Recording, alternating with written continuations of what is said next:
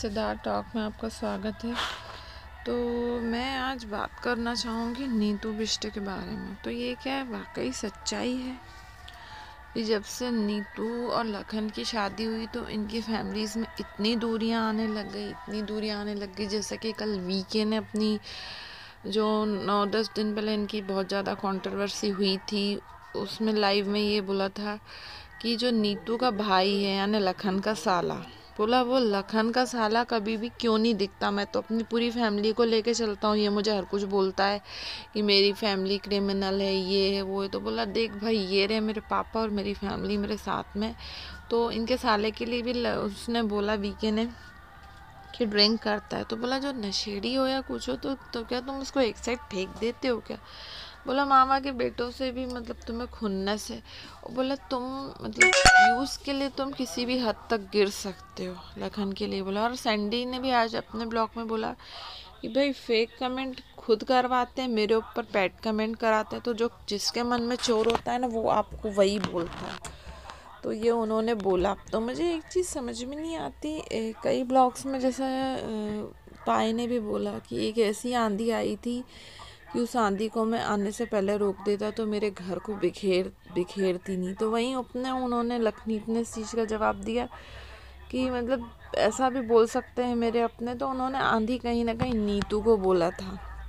और उसके बाद जैसे ये वीके की मम्मा ने बोला कि मतलब कि अपने मम्मा पापा से कोई रूठा हुआ होता है तो बच्चे छोड़कर चले जाते। तो उसमें कीर्ति रावत जो लखन की बहन है बहुत ज़्यादा भड़क गई थी। बोला कि आंटी है ना, मतलब ऐसा होता है कि अगर आपके बेटा और बहू नाराज़ हों तो उसी टाइम में आप उठ के चले जाते हैं कहीं हमारी बुराई करने। तो बोला लखन ने तो उस टाइम बुराई नहीं निकाली। तो सीधी सी बात है, जो इनके पापा मिले मतलब पाए और भम्मू जो इनकी बातें चल रही थी, तो उसके बाद ये इससे मिले थे जाके वीके से। तो उसमें लखन को बहुत मिर्ची लग रही थी कि गए तो गए क्यों। तो वो भी ये बोल रही थी कि यार तुझे मिसअंडरस्टैंडिंग हो गई लखन को, हमें तो नहीं हुई थी। तो हम तेरे मम्मा पापा से क्यों नहीं मिले, वो बड़े हैं, वो बहुत अच्छे हैं, मैं उनका आदर मान सम्मान करता हूँ और फैमिली का रिश्ता है। तो उसने यही बोला कि यार तूने फैमिली मतलब मैंने तुझे अपना छोटा भाई माना था, तूने बड़ा भाई माना था, तू मेरे लिए ऐसे ऐसे शब्द यूज़ करता, गधा है, पढ़ा लिखा नहीं है, ये है वो है।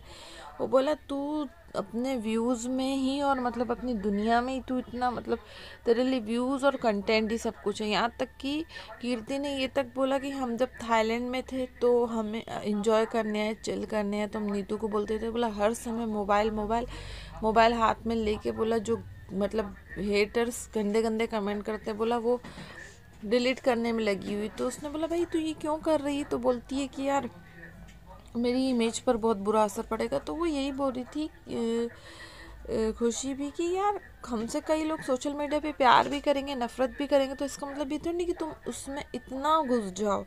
वो बोला फेक पेजेस बनवा दे, जैसे लखन ने उनको बोला था कि फेक पेजेस बनवा दे मतलब मेरे लिए ही, तो मैं अपने मम्मा पापा को दिखाऊंगा, मतलब 4-5 पेज बन जाए तो उससे मुझे ही फ़ायदा होगा। तो बोला ये सलाह उन्होंने दी थी, पर बोला इस तरीके से थोड़ी नहीं दी थी कि तुम उस चीज़ का मिस यूज़ करो। तो मेरे को एक चीज़ समझ में नहीं आती, कहीं ना कहीं जब से नीतू से तो इनके काफ़ी टाइम से रिश्ते थे, तो इन लोगों के इनके परिवार के मैंने ब्लॉग्स देखे थे, कभी इतनी दूरियां नहीं थी, भाई बहन सब इकट्ठे होके इतना रहते थे। तो इतनी इनमें दूरियां क्यों आ गई। जैसे कि अभी वाले ब्लॉग में भी लखन दिखे थे, नीतू नहीं दिखी थी। उनकी खुद की बेटी कीर्ति को भी बहुत नफरत हो गई अपने मम्मा पापा से। तो यार समझ में नहीं आता, आपस में सुलझा लेना चाहिए। वो सही बोल रहे थे वीके कि भैया मिसअंडरस्टैंडिंग हुई है तो तुम घर में बैठ के सुलझाओ, ना कि सोशल मीडिया पे लेके आओ। सोशल मीडिया पे तुम झगड़े लेके आए हो तो तुम्हारी इज्जत के फालूदे हो रहे हैं। तो उनका कहना सही था यार। तो जो भी झगड़े हो, कुछ भी हो, जैसे ये प्रोग्राम पहले कुछ भी होते थे तो इनके कहीं ना कहीं इनके मम्मी पापा और कोई दिखते थे, बट नहीं, आजकल ये नीतू के साथ ही बहुत ज़्यादा दिखते हैं। आई होप सबको अच्छा लगे तो लाइक करिएगा, सब्सक्राइब करेंगे, बताइएगा वीडियो कैसा लगा।